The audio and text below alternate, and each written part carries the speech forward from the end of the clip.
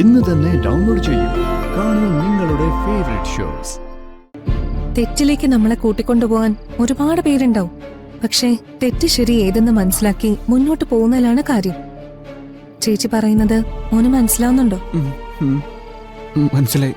എങ്കിലെനിക്ക് എന്റെ പഴയ അബിയെ തിരിച്ചു തരണം. തമാശയും കളിച്ചിരിയും ഒക്കെയുള്ള എന്റെ പഴയ അബി. പഴയ പോലെ വ്ലോഗൊക്കെ ചെയ്യണം കേട്ടോ. ചെയ്യാം. ഞാൻ എല്ലാത്തിനും ശ്രമിക്കാം ചേച്ചി. അത് മതി. എങ്കിൽ മോൻ കിടന്നു. Good night.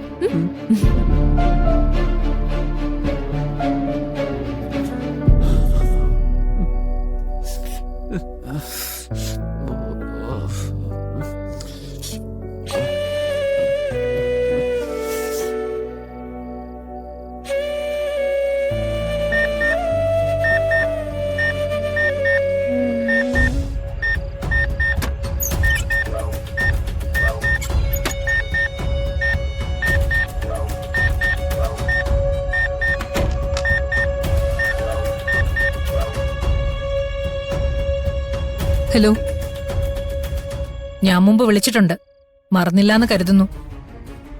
Journalist Arundhati Mishra എന്ന കള്ളപ്പേരെ വിളിക്കുന്ന ആളല്ലേ?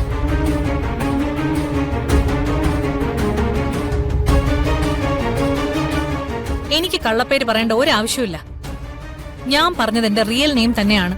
വെറുതെ തർക്കിക്കാൻ ഞാനില്ല. ജേർണലിസ്റ്റ് അരുന്ധതി മിശ്രയെ ഞങ്ങളുടെ ടീം വിളിച്ച് സംസാരിച്ചു.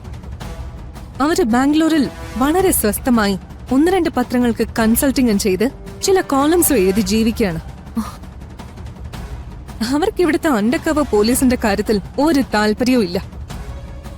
സോ നിങ്ങൾ വിളിച്ച കാര്യം എന്താണെന്ന് വെച്ചാ അത് പറഞ്ഞോളൂ. അണ്ടർ കവർ പോലീസ് എന്ന പേരിൽ ആരെയും അറിയിക്കാതെ പോലീസ് ഡിപ്പാർട്ട്മെന്റ് ഒരു ഗുണ്ടാ സംഘത്തെയാണ് റെഡിയാക്കി വെച്ചിരിക്കുന്നത്. നിയമം കയ്യിലെടുക്കാനും ആരെയും കൊന്നു തള്ളാനും ഒരു മടിയില്ലാത്ത ഒരു കൊലയാളി കൂട്ടത്തെ.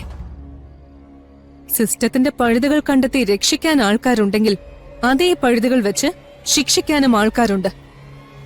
നിയമം കയ്യിലെടുത്ത് ഇവിടെ ആരും ഒന്നും ചെയ്തിട്ടില്ല. നിയമപരമായ എൻകൗണ്ടർ മാത്രമേ നടന്നിട്ടുള്ളൂ.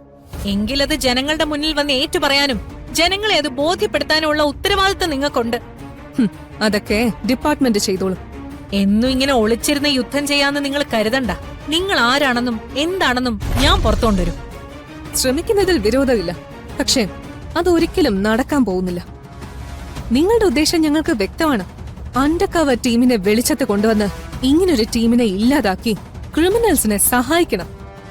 അതിനുവേണ്ടി അവരിൽ നിന്ന് കൊട്ടേഷനുമായി വന്ന ഒരു തരം താണ് തേർഡ് റേറ്റ് ക്രിമിനലാ നിങ്ങൾ. ഞാനല്ല, നീയാണ് ക്രിമിനൽ, കാക്കിയിട്ട ക്രിമിനൽ. നിന്നെയൊന്നും ഞാൻ ഒരിക്കലും വെറുതെ വിടില്ല. ചെയ്തു കൂട്ടുന്ന ഓരോ തെറ്റിനും നീയൊക്കെ ഉത്തരം പറയേണ്ടി വരും. ഞാൻ പറയിക്കും. തെറ്റുകൾ ചെയ്തുവെന്ന് ബോധ്യപ്പെട്ടാൽ അതിന് ശിക്ഷ അനുഭവിക്കാൻ ഒരു മടിയുമില്ല. പക്ഷേ അത് നിങ്ങൾ പറയുന്നത് പോലെ ആവില്ല. നിങ്ങൾ ആരാണെന്നും എന്താണെന്നും ഞങ്ങൾ ആദ്യം കണ്ടെത്തും. എന്നിട്ട് നിങ്ങളെ ജനങ്ങൾക്ക് മുന്നിലും നിയമത്തിന് മുന്നിലും കൊണ്ടുവരും. കരുതിയിരുന്നോ?